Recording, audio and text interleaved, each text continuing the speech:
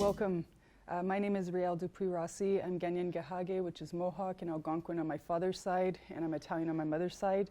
I am just going to give you a quick welcome to the panel and let you know what the focus is today before introducing our dear honored Elder Roberta, and then we'll take it to welcoming and land acknowledgement. Thank you very much, Elder Roberta. So today, what brings us together is the focus of allyship in Indigenous cultural safety. It's an important topic, and thank you for being with us here today. Before, I would just like to take a moment to center our dear elder and center Indigenous wisdom and knowledge in so doing. I have had the personal good honor of sitting in circle, witnessing the power of her ceremonies, her medicines, her teachings, and all of the healing that this has brought to so many Indigenous hearts and minds over many, many years. I have also had the good honor of witnessing and being deeply moved by Elder Roberta's grace, her kindness, and her generosity towards non-Indigenous peoples. I have also had the good honor of witnessing her passion, her bravery, and her deep commitment to the healing of our peoples, and that justice may once again be on Great Turtle Island. And with this introduction, I pass it over to Elder Roberta to lead us in a welcome and a land acknowledgement, and thank you so much for doing so. Haichka, thank you so much, Riel. And I'm just going to stand up and share territory and a blessing to start off our beautiful time on this panel here today. So Haichka Siem Siaya, greetings and welcome everyone. As Coast Salish matriarch and elder, I wish to give a very warm thank you to all my relatives on the Musqueam, the Squamish, and the Tsleil-Waututh for welcoming me to live in the unceded lands of my relatives, Musqueam and Richmond, for 40 years now. As Coast Salish matriarch and elder, I wish to give each and every one a very warm welcome who live, work, and play, give and receive service on our unceded, ancestral, and occupied lands of my relatives, Musqueam, Squamish, Tsleil-Waututh. As taught to me by my elders, that ceremony guided each and every step of each and every day of our lives, as taught to me by my elders. I would like to open up this panel with beautiful teachings, holding my hands up in thanks to all my beautiful elders, close to 30 of them, but really honoring Elder Vince Stogan from Musqueam, Elder Bob George from the Tsleil-Waututh, and their teaching to me over many, many years, that whenever we come together, we must always share a blessing and a prayer for our time together. So I'll start us off in a good way, in that way. Thank you everyone for joining us. Haichka Osiem. Haichka Osiem.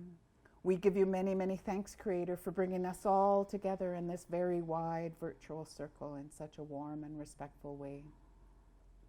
We ask, Creator, that you bring your blessings down upon our minds, our hearts, our bodies, our spirits. So when we think our thoughts, they are good, positive, and respectful. When we speak our words, they are good, positive, and respectful. And we call upon you, Creator, to bless the food and drink we put in to nourish our bodies on our journeys to wellness and strength. We give you kind thanks each and every day, Creator, for bringing all your blessings of protection down upon all the beautiful people who have worked so very, very hard on the front lines during this pandemic for all illnesses and especially for our ongoing opioid crisis. Continue to bless and protect them and their families, Creator. We kindly and respectfully ask you, Creator, to cover each and every one of us with your warm blanket of protection as we journey through this part of the journey of our lives together. Help us all to keep safe in our travels, both near and far, Creator. We always give you many, many thanks, Creator, as we ask you to bring all of your blessings down upon all the ones that are hurting, all the ones that are hungry, and all the ones without homes, and especially, Creator, all the ones that are hurting. Haichka Osiem. Thank you, everyone. Thank you. Osiem. Nyawagoa, Elder Roberta. Thank you. Before we begin, I just want to bring the spirit of the circle in and ask each one of you. We know that this is a virtual circle, but as Elder Roberta mentioned in her opening, that this is a very wide and expansive circle. So we ask you to come and bring your good mind and your good heart to this panel here today, and to focus in, call in your ancestors, focus in your good heart, focus in your good mind. Anything that may distract you in these pandemic times where many of us are multitasking and we're texting and we're on our computers and all of these things, we'll just ask you kindly to set anything that might distract you from being focused on the session here today and just put it aside for the next hour. It's a great, great honor to have our Elder Roberta here with us today, and everything that she has to share is a great sacred gift. So it's in the spirit of that we join here together today, and thank you for bringing your good hearts and bringing your good minds to this. We will be focusing on allyship and cultural safety. So at the outset, the fact that you took time out of your busy schedules to be here with us today, I'd like to honor your commitment to holding up Indigenous people and to providing quality, skilled healthcare that is grounded in kindness and respect for the Aboriginal peoples in our own homeland. So Nyawagoa, great thanks for this. And for just bringing the good hearts of your ancestors, bringing your good hearts and your good minds in focus today. All my relations. So allyship is something that has been, we see this a lot in the social media these days. There's a lot happening in society, and as healthcare providers, we have a very sacred and important role to care for people at their most vulnerable. For Indigenous people, we also know that there's great health disparities, that many of our Indigenous peoples are suffering from the impacts of colonization. And this makes allyship a particularly important issue today, you know, as many issues come to light, as many of the suffering of our people come to light, and we gather here today in the good spirit of finding solutions and addressing these problems so that Indigenous people may live in a good, healthy, balanced way in our own homelands. So thank you for being here. And as I say, Elder Roberta is somebody who has worked tirelessly over many, many, many, many decades. And to me, I have the good honor of being able to say to her in circle that she truly is a hero. You know, there's an old adage that says, "Do not meet your heroes, for you will only be disappointed."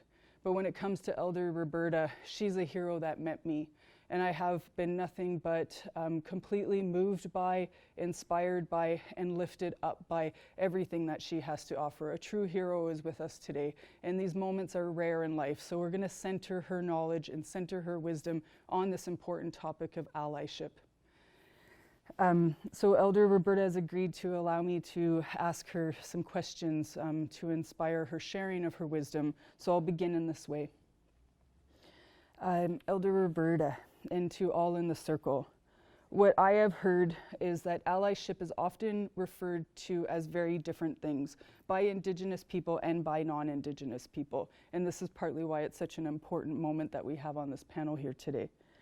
Some people talk about allyship as a commitment to cultural safety and the practice of centering Indigenous people's voices, rights, and titles in our own homelands and in healthcare specifically. Others have spoken about it as staying implicated, recognizing and acknowledging that non-Indigenous people and settlers benefit from ongoing attempted genocide and colonization against Indigenous peoples in our own homelands. And to these people, when they reflect on what allyship means, they say, you know, being an ally truly means staying implicated and taking and owning collective responsibility for what has been done to Indigenous people in our own homelands. So it's that sense of staying implicated and picking up the collective burden of what has been done in non-Indigenous peoples and settlers' name on Great Turtle Island and all of the harm that this has caused Indigenous people. The taking up of collective responsibility is the heart and the spirit of that perspective on allyship. And in preparing for this panel, I thought, what a great opportunity and what an important opportunity to ask you, Elder Roberta, from your wisdom and your teachings, what does allyship mean to you? Haichka Osiam, thanks so much, Riel. And allyship means to me, from my perspective as an Indigenous matriarch and elder, is allyship is that focus on Indigenous, creating a safety with Indigenous people in the many different areas that we take care of Indigenous people. And allyship for me means, like you said, Riel, that collective ownership of what has happened in the past with all of our people, and it has affected all of our people. And allyship to me is being in a place where you're able to listen to the truth. Myself as elder and many of my sister and brother elders says we cannot have reconciliation without hearing the truth first. And in hearing that truth, that it be listened to with compassion and respect, and that in hearing that, that there isn't a creation of a sympathetic attitude. Because many of my sister and brother elders and myself say, we don't share our truth with you because we want you to feel sorry for us. We do not want that. What we want is empathy. And I want to share in this journey over the past decade of sharing my lived experience with many, many different audiences right across in health and social services, justice, all of those, and education. And I share with folks at the end of those sessions that yes, I do cry. I do have tears because it is, it is still brings those tears to bring those memories out in the open. And I share with folks at the end of my sessions, because you have listened with such respect and compassion, and there's 4 days of teachings over many, many ceremonies with our ancestors. And I share that over the next 4 days after our session, I go away, I rest, I share ceremony with myself to lift myself up. And at the 4 days, I'm usually fully rested. And because people have listened so respectfully and compassionately, at the end of those 4 days, I feel another strip of deep layered pain has lifted off Elder Roberta. So very, very important to listen with compassion and respect. Osiem. Thank you, Elder Roberta. Thank you for touching on that profound pain, and how when I hear you speaking about that and what you shared with us about how you form these relationships with people who want to be allies, that listening and that cultural humility and the extension of empathy and hearing your truths, how there's a profound healing there. And it sounds like in what I hear you say is that in being received in that way by non-Indigenous people with empathy and respect, that is a concrete experience of feeling that non-Indigenous people are picking up that collective burden of what has happened to us as Indigenous people on Great Turtle Island in their names. OCM, and I also share that, I've shared many times in the past that when we have heard the truth, when people have listened respectfully and compassionately, what we do is, as Indigenous people and non-Indigenous people, that now we can join hands and go forward in a really good way, go forward together into the future.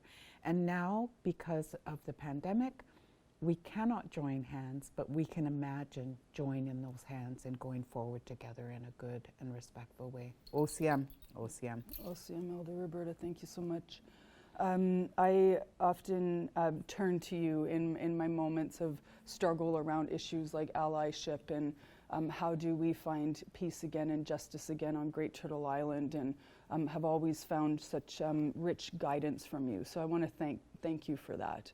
And I know that in our sharing, you have spoken to me about so many of the great works that you do for people, and particularly in the hospitals, in the schools, and for Indigenous people in programs like the Aboriginal Wellness Program and the Aboriginal Health Department of Vancouver Coastal Health. And when I was thinking about all of this and all of the experience and the wisdom that you have in being such a strong leader and matriarch in your own homelands and the homelands of your relatives, is there an example or a moment where despite the great challenges that we face as Indigenous people and so many obstacles, that there was somebody who was a non-Indigenous ally that showed up in a way that was very moving and meaningful to you? Is there an example that you might be willing to share with us today?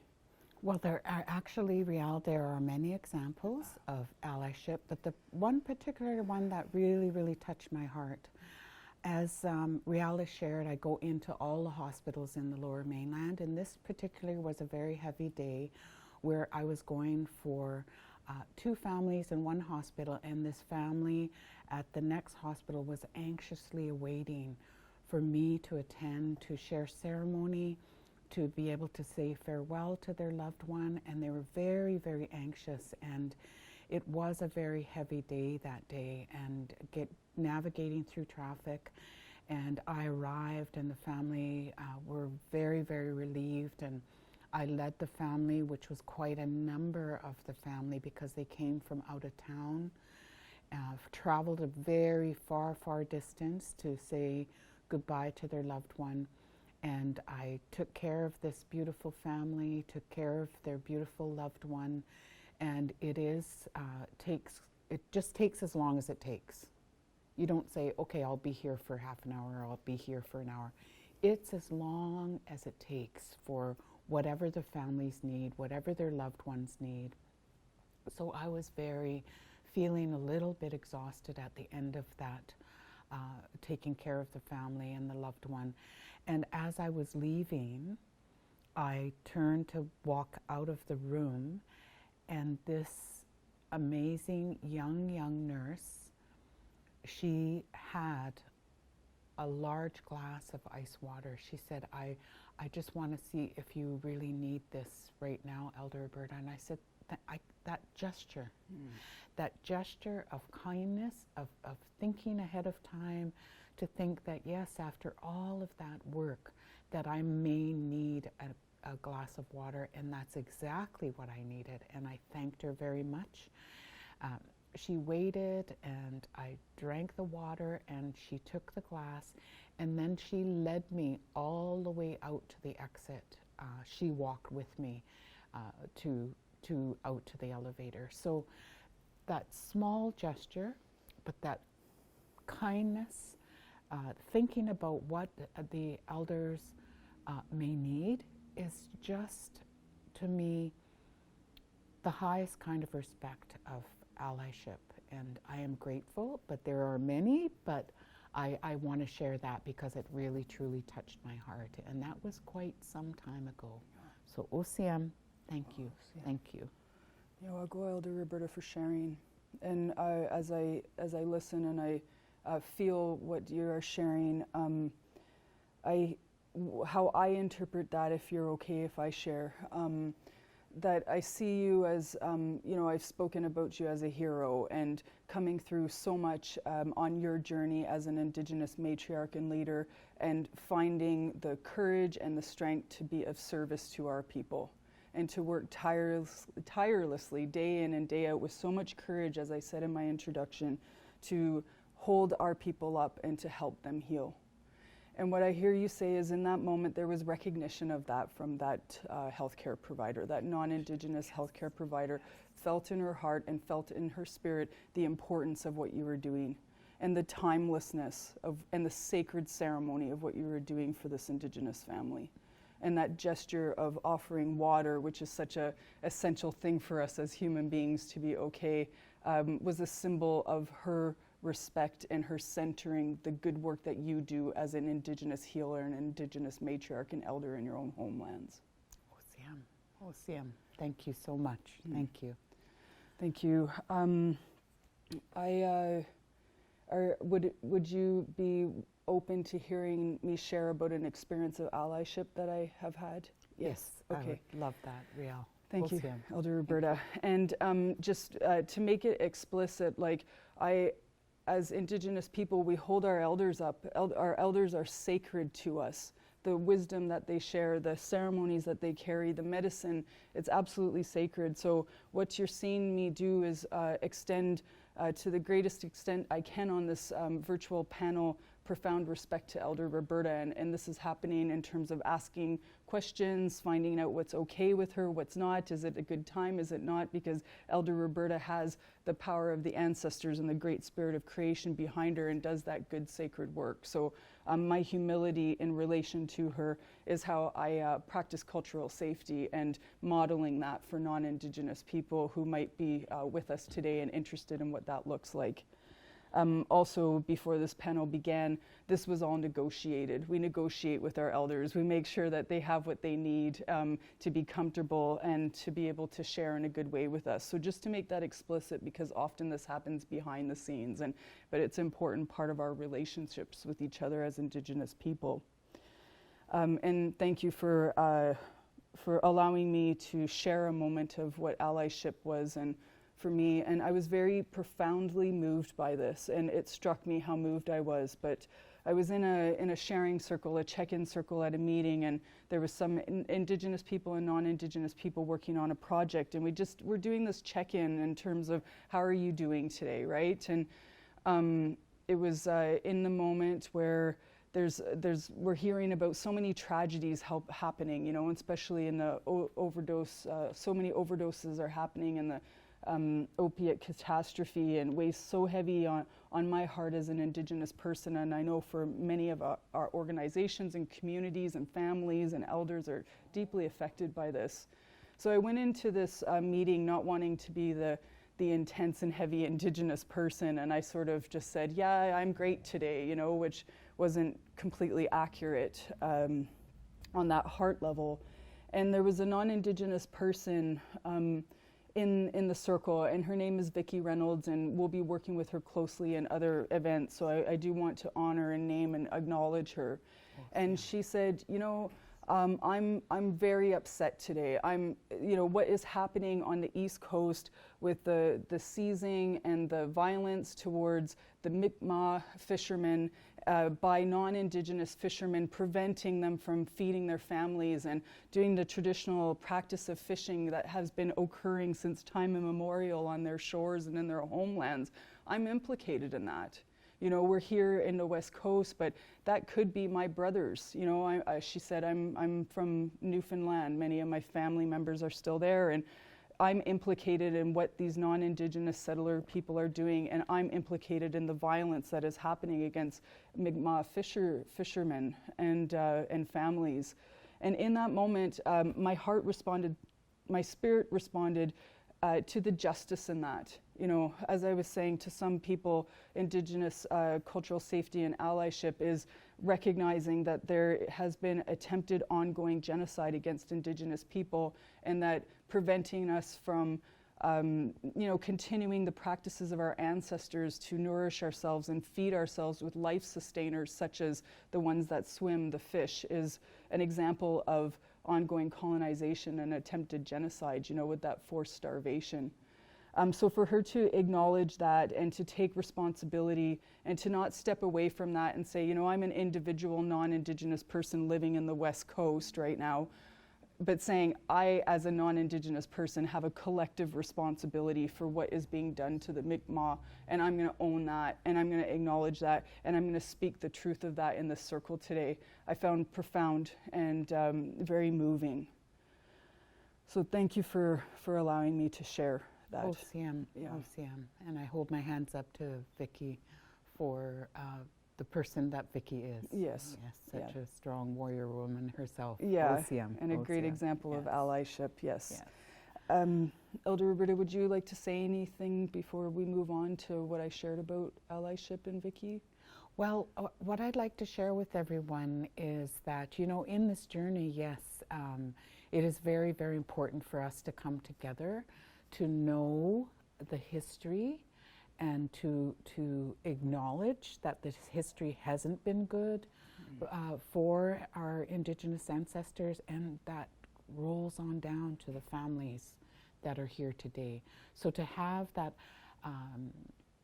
respect and understanding of the true history of what has gone on in this country that we call Canada. OCM. OCM. Thank you, Elder Roberta. And I just want to bring it home to healthcare. You know, we've talked about important acts of courage and kindness on the part of individual healthcare practitioners, centering Indigenous ways, centering Indigenous knowledge, and being respectful of our elders as they do their good work. And then we've, you know, sort of stepped out and taken that eagle eye view where we're talking about how the individual relates to history and colonial structures and colonial oppressions. And I know that many of us, most of us here today, you know, we're all involved in healthcare. We all have a part of making the system that is Vancouver Coastal Health effective and efficient and serving people at their most vulnerable times. And in this particular time, there's a lot of discussion around system transformation. You know, how do we transform the healthcare system to ensure that health disparities are addressed, that there is no longer structural and systemic oppression that can be so lethal and hurtful to our peoples at times. And even the title of this conference is Transforming Healthcare Through Indigenous Cultural Safety. And there's a profound truth in that our Indigenous ways, centering our Indigenous ways and extending cultural safety around those ways has profound implications for how the healthcare system functions, right? And that there's a deep potential for transformation for the good in Indigenous cultural safety. So in saying all of that, Elder Roberta, in this moment, when you think about system transformation in healthcare for Indigenous people, what comes to your mind and your heart? What does that mean for you, and what would you like people listening in here today to know about that? Well, about system transformation, and I think all of the good work that Aboriginal Wellness Program is doing through the Indigenous Cultural Safety Training and Education team is that in order to follow through with system transformation, is that everybody that's working within the system in all areas of healthcare, that they take the time and commit to attending the Indigenous Cultural Safety Training and Education sessions that are hosted, that really welcome me as an elder and all my sister and brother elders to participate in those workshops, and that I really feel that, and I also work at a provincial level for Indigenous Cultural Safety Training with two beautiful elders from the interior, Elder Chris Marchand and her husband, Elder Eric Mitchell. And I love to quote both those beautiful elders saying that through these sessions, what we want you to do is move from your head to your heart. And Elder Chris and Elder Eric say it's sometimes a long, long journey to moving from your head to your heart. And but if we can all do that, this is way we will take care of all the ones that we're taking care of in the healthcare system.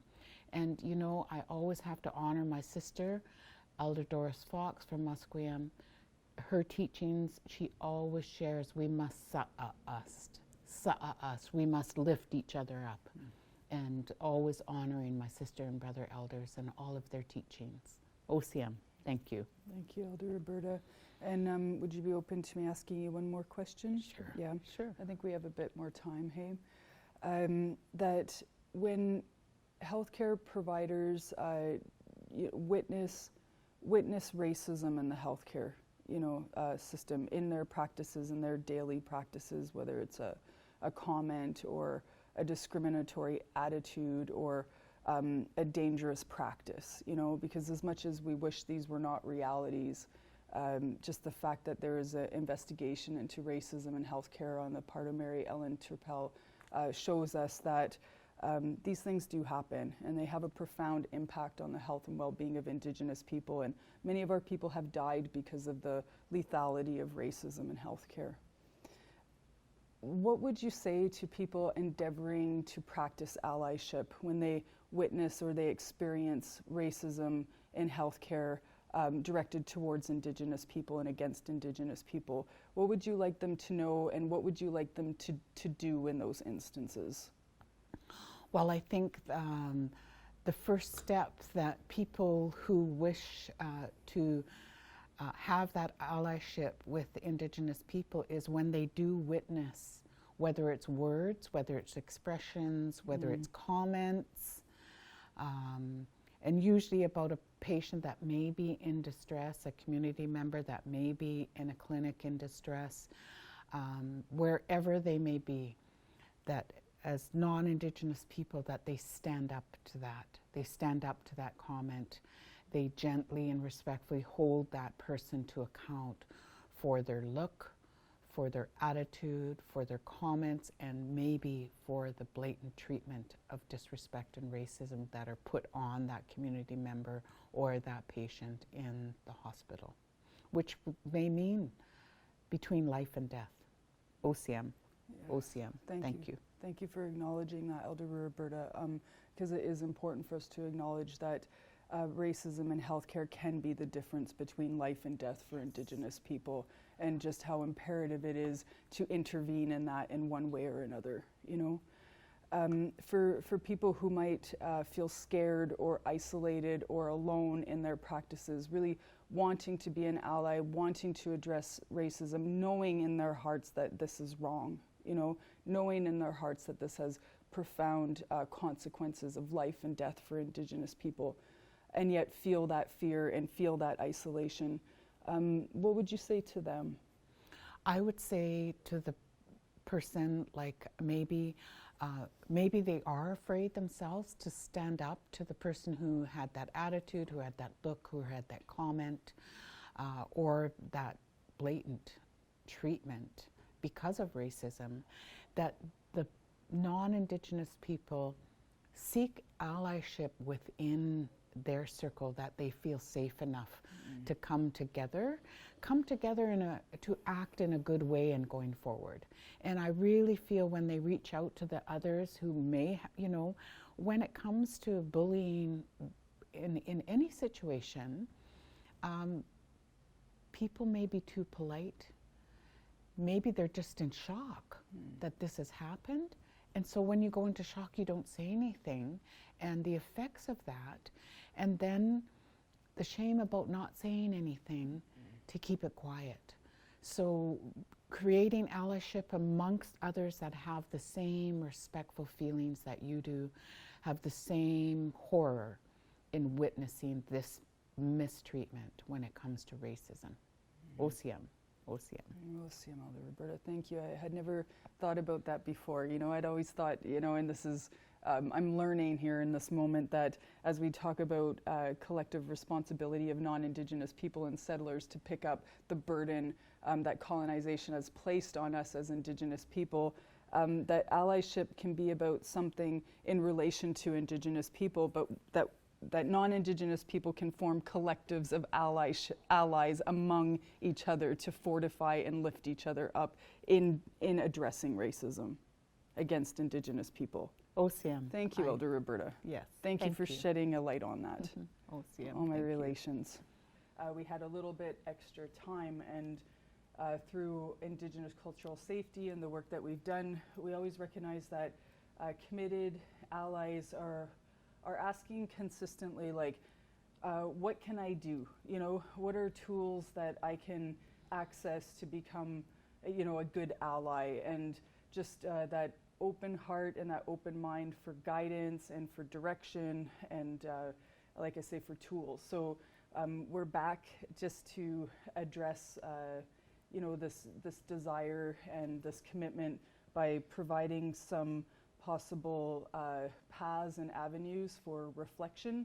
So as you begin or continue your journey of allyship for Indigenous people, there's different considerations, different levels and dimensions to consider about being an ally in relationship to Indigenous peoples, Indigenous patients, and nations. So we're just going to go through different categories, if I can put it that way, but prefer to say considerations, and then provide you with some questions that can serve as starting points for reflections.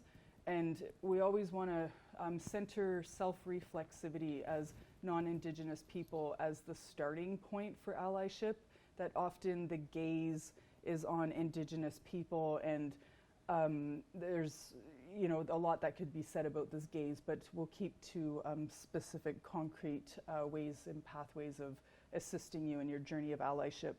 So we're encouraging you to look inward, see yourself as carrying history with you, carrying a collective responsibility to pick up the burdens of colonization that weigh so heavily on Indigenous people, and to do this work beginning with self-reflexivity. And there's many, many different layers of the self-reflexivity. So we'll begin here today in the short amount of time we have to begin this discussion. Would you like to add anything to what I'm saying at this point, Elder Roberta? No, okay. I think that's fine. Thank you, Riel. Okay, you're welcome. All right, so the first reflection is on Indigenous nation and homelands. So one question you can ask yourself, and I'm going to go through different questions, so thank you for your patience and your attention, is do I know whose Indigenous homelands and ancestral territories I'm on?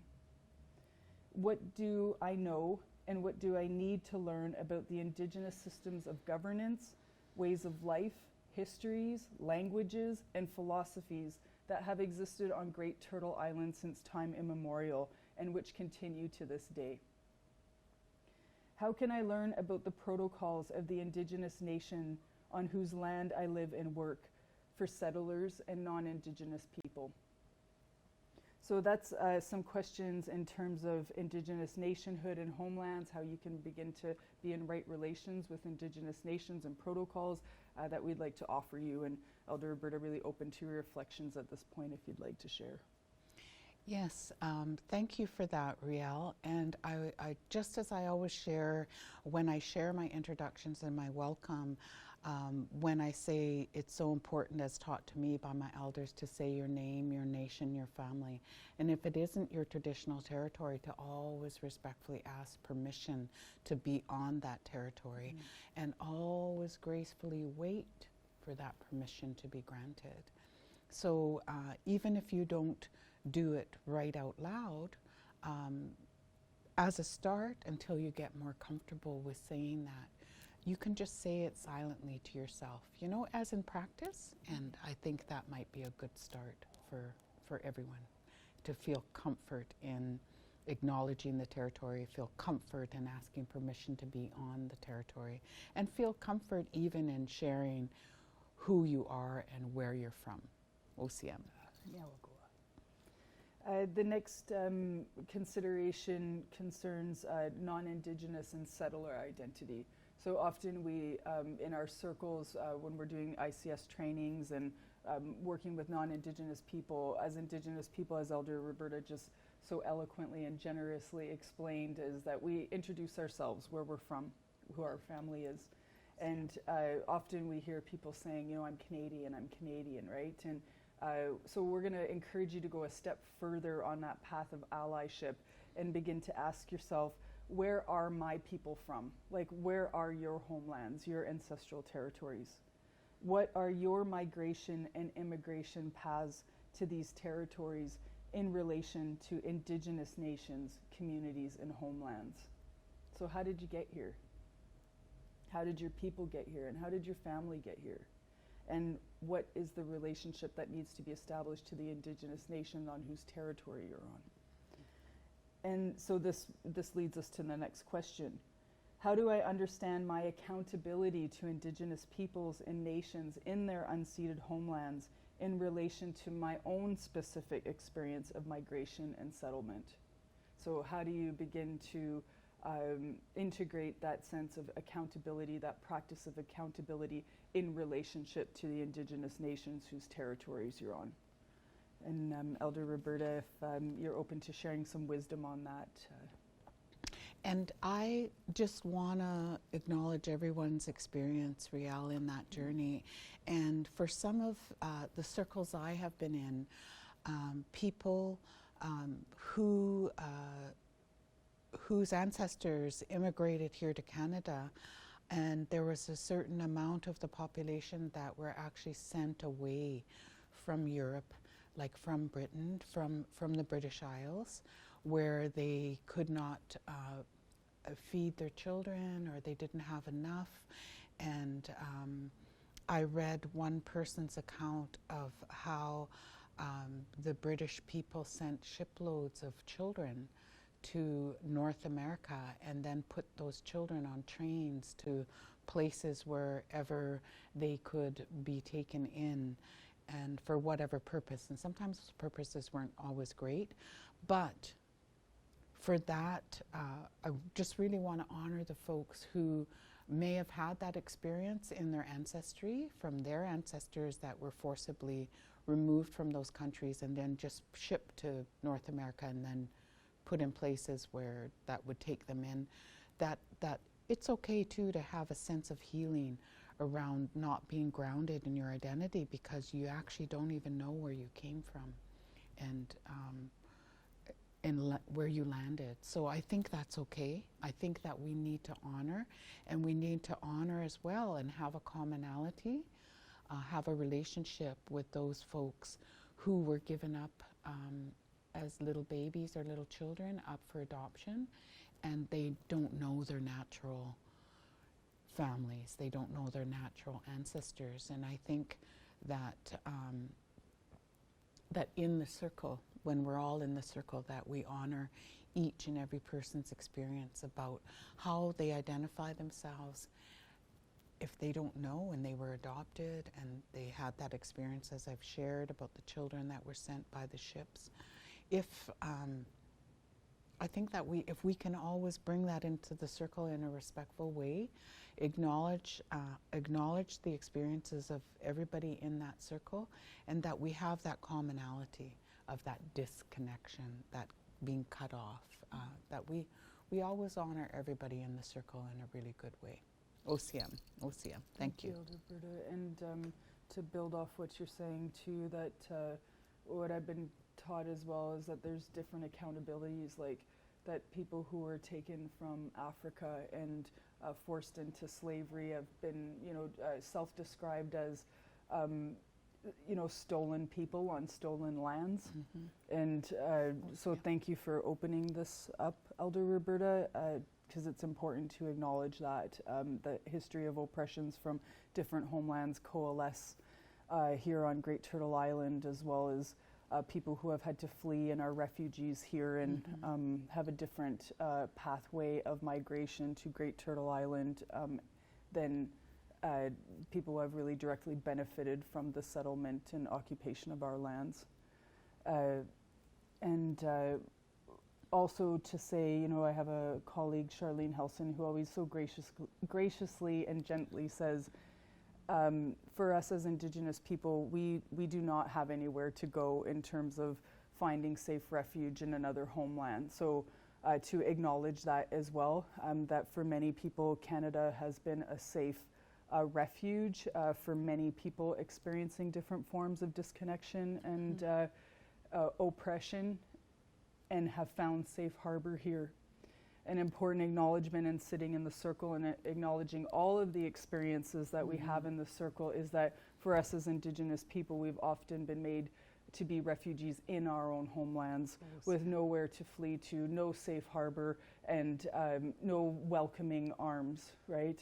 So just to center that experience as well among many, and for Indigenous cultural safety and for allyship, to remember this as you reflect on your own, pathways of migration and settlement and accountabilities to Indigenous nations here.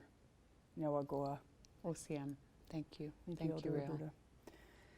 Roberta. Then the next, pathway for reflection is about Canadian colonization historically. So what do I need to learn about the history of colonization in Canada? It's a simple, direct question, but has many, many layers to it. So thank you for engaging with that. Also, how can I understand the history of and between Indigenous nations? We have a whole history here on Great Turtle Island since time immemorial as being distinct and different from the history of Canada and Canadian colonization. Oftentimes we just hear about the history of Canada, and there's no acknowledgement of the histories of our great civilizations, and they are great civilizations across Great Turtle Island that have existed and continue to exist here today. So how do we acknowledge those different histories? All my relations. Ocean. Thank you, Riel. Should I go on? Yes. Okay. The next is Canadian colonization currently. So how, in wanting to continue to practice or become an ally, how do you engage with reflections around current Canadian colonization?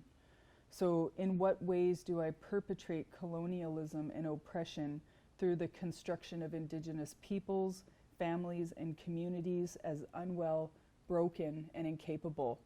And I put this question out here specifically. It's a hard one. It lands. It's a hard hitting, hard landing question. But I think for us who work in healthcare, it's so important that we're aware of our biases.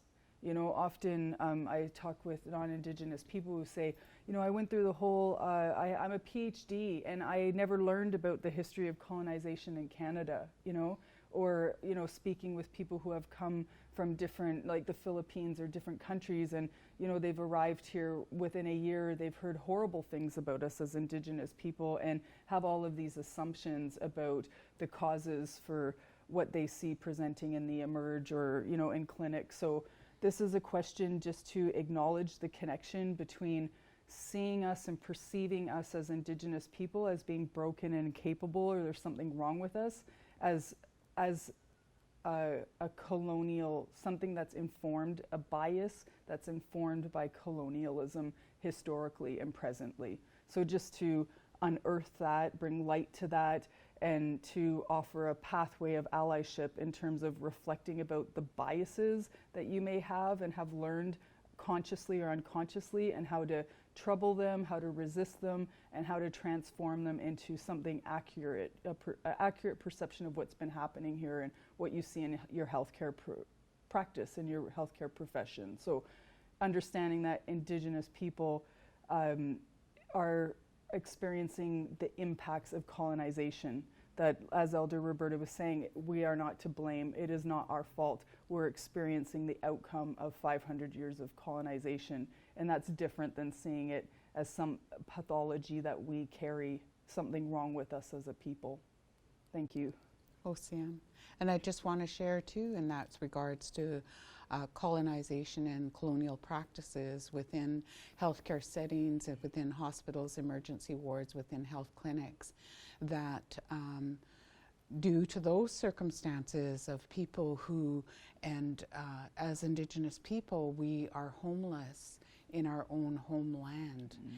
And then when we are homeless and then we have other health effects and we go to try to utilize the services of the emergency room or a healthcare clinic or whatever kind of service that we may need to help us in that journey, because we have homelessness and we have the health effects of generations put onto us, that people following that colonial practice often enact it through, instead of lifting that person up in a more respectful and a more kinder way, expect, because they have homelessness or because they have the effects of colonization in the way that they're trying to drown their pain through either alcohol or drugs or self-harm or continuing to just feel that they need to live in that state of violence, that under colonial practice they are often treated as less than. Mm. And when you see a neighbor, when you see somebody who is hurting, you don't say, well, you probably brought it onto yourself. You, as Elder Doris always shares, you saw us, you reach out, you help them. You help them in a better way, in a more kinder and respectful way, rather than saying, oh, well, this is their fault. They're homeless. They have this addiction or they have that addiction. What we do is we help them. we help them in a more respectful way. And you know, I feel that when you help them with kindness and respect, that it is returned to you tenfold. And that you brought someone to wellness, who knows what their life will become, or how they will go out there and help others. So not enacting that colonial practice and that colonial belief, and reaching out and helping someone who is in dire need of the help. OCM. Thank you. OCM. Thank you, Elder Roberta. Okay, so for those of you who have taken the time to talk about allyship and accountability, we'll just touch on some reflections and questions that you can ask yourself, pathways to action as an ally. So how might I be directed by and accountable to Indigenous peoples in my work? And this is part of our Indigenous cultural safety policy. How do I prepare myself and my organization for it? And what would that look like in practice? So essentially, like, how do I inform myself about the current Indigenous cultural safety policy and implement in my program, in my clinics, and the departments that you work in Vancouver Coastal Health? Because this policy is calling for a system transformation at all levels of the healthcare system. So this question is designed just to, again, serve as a pathway to implementing that system transformation at all levels of Vancouver Coastal Health. How can I align my personal and professional actions with the protocols of the Indigenous nations on whose land I live and work? So that important talk about integrity, right? How do I achieve a state of integrity in the homelands of the Coast Salish people that we find ourselves on? And this next one is, I believe, an important one. And again, we start with self-reflection so that any barriers to allyship can be identified, and then, like the river that goes around the rocks, we can find a pathway around those barriers. So this is where this question comes from. When did I engage in a recent act of solidarity in relation to Indigenous people and ongoing resistance to colonization and genocide? So when were you an ally? When did you stand in solidarity with Indigenous people or Indigenous patient? When did I refuse a recent invitation to act as an ally, and why? What are the obstacles to my allyship? What small act of solidarity can I enact immediately?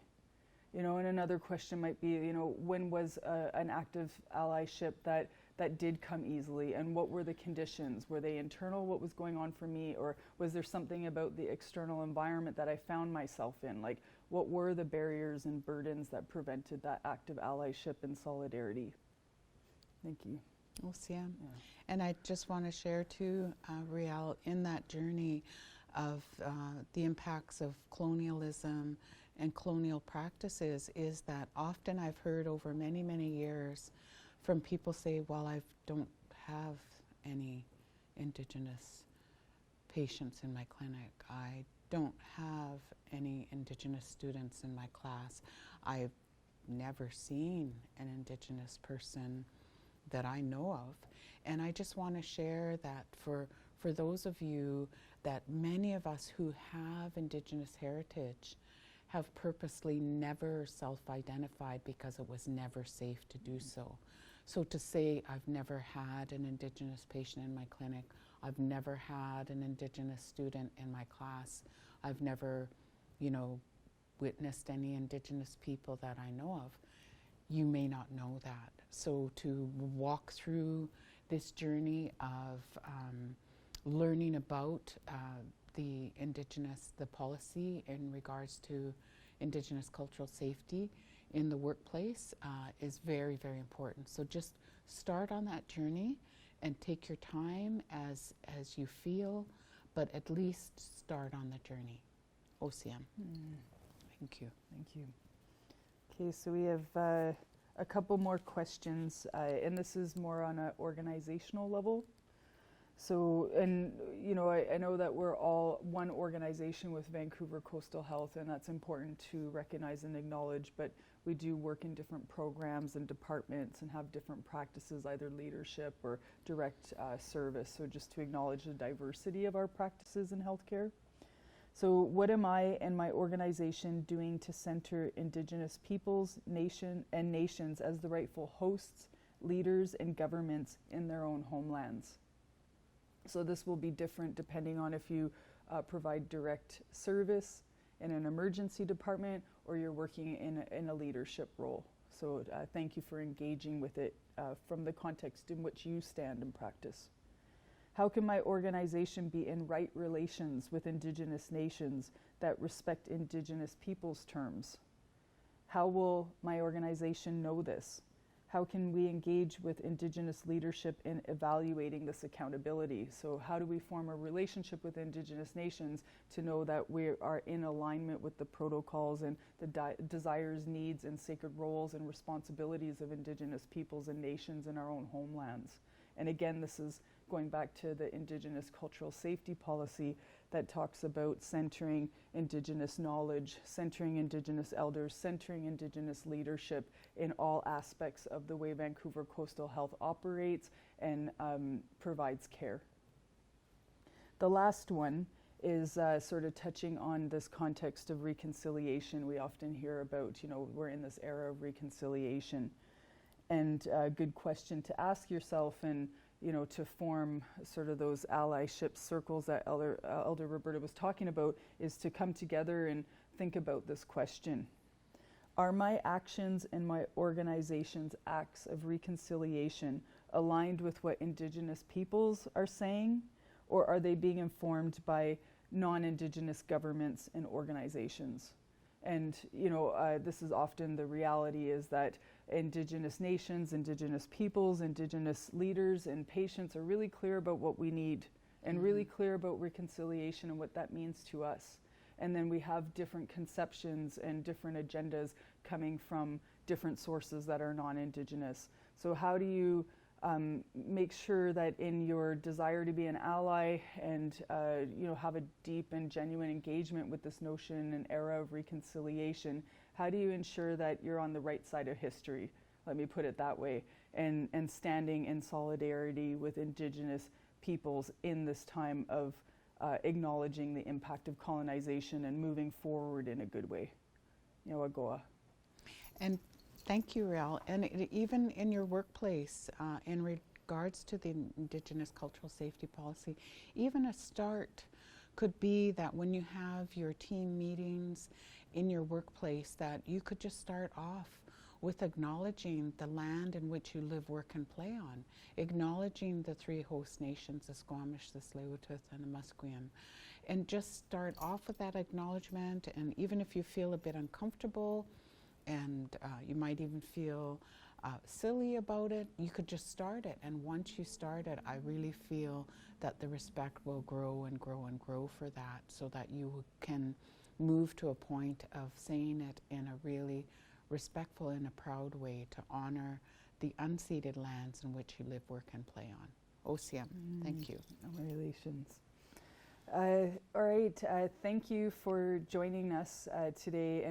We hope that these reflections and pathways to self-reflexivity and pathways to action and system transformation for Indigenous people prove to be helpful for you, that they help support your good heart and your good mind, your good intention, and genuine engagement with Indigenous people, and upholding Indigenous patients in their time of vulnerability and extending care and respect to them.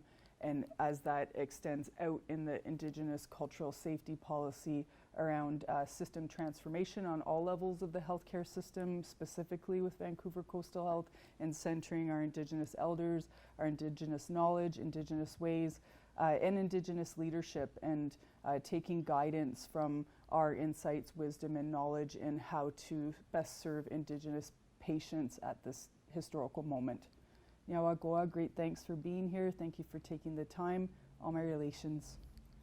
OCM, and I just want to thank each and every one of you for being on this journey with us during this time of our panel sharing and presentation, and that I honor each and every one of you for whatever place that you're in, whether it is in a place of not knowing and this is the first experience, or if it's at the place of just starting on the journey, or if you're very, very strong into the journey and feel very comfortable in being an ally to Indigenous people and Indigenous ways of knowing and doing.